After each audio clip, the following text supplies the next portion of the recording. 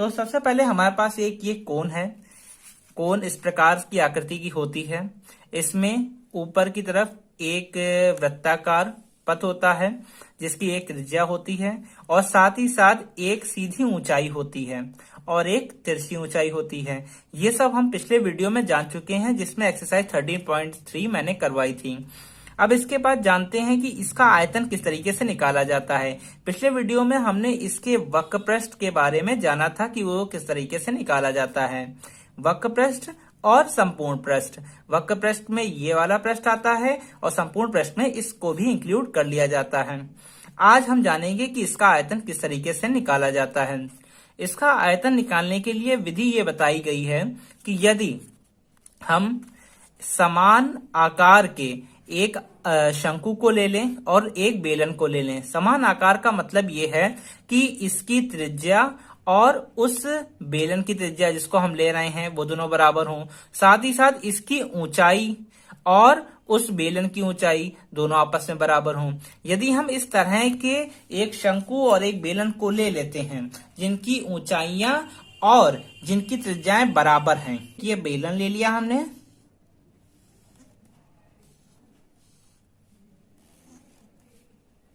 और इसी आकार का एक शंकु ले लिया। अब दोनों की ऊंचाइयां और त्रिज्याएं आपस में बराबर हैं। त्रिज्या इसकी भी r है और इसकी त्रिज्या भी r है। इसकी ऊंचाई भी h है और इसकी ऊंचाई भी h है। तो यदि हम इस प्रकार के दो बर्तनों को लें, एक बेलन हो और दूसरा शंकु हो, और शंकु से यदि हम रेत भर भर के इसमें डालेंगे, रेत कह सकते हैं, पानी कह सकते हैं, कुछ भी ले लीजिए।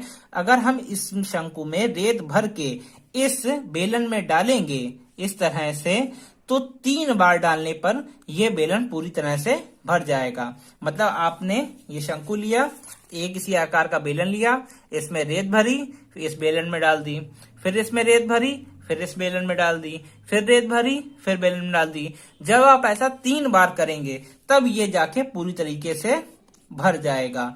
और इससे हमें ये बात पता चलेगी कि एक शंकु को 3 बार भर के जब बेलन में डाला जाएगा तो वो शंकु जो है इस बेलन के आयतन को पूरी तरह से एक्वायर कर लेगा, प्राप्त कर लेगा। और अगर इसी को उल्टी भाषा में कहें, उल्टी भाषा में कहने का मतलब ये है कि इस बेलन के आयतन का 1/3 भाग ये शंकु होगा। इसका 3 गुना है, 3 बार डालने पे भर रहा है, तो फिर इसका 1/3 हो जाएगा। यानी कि अगर हम इसका 1/3 भाग लें तो वो उसी शंकु का आयतन हो जाएगा।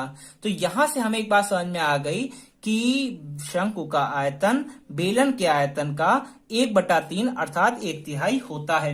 क्योंकि पिछली एक्सरसाइज में हम ये बात जान चुके हैं कि शंकु का बेलन का आयतन क्या होता है। हम जानते हैं कि बेलन का